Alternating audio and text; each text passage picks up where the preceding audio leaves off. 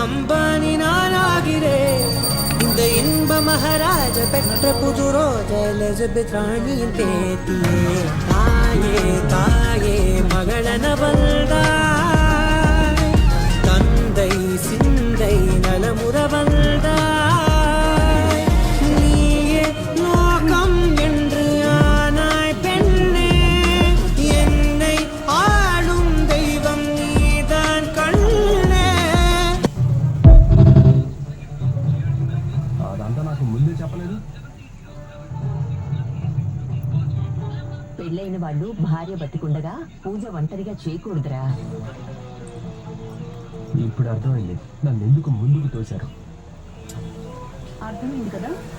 పూజకు అన్ని సిద్ధం చేసి భార్య లేకుండా పూజ చేస్తే ఆ లోటు లోటుగానే ఉంటుంది.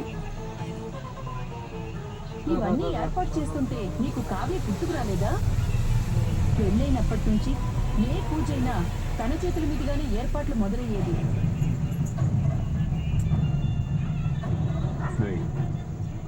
నువ్వు ఫోన్ చేసి రమ్మని దేవాంశిక కావాలంటే నేను వెళ్తాను. వీడన్న మాటలకి కావ్య రావడానికి ఒప్పుకోకపోతే అరే అరే అరే అప్పటికి ఒప్పుకోకపోతే లాగి పెట్టి ఒకటి వేస్తాను.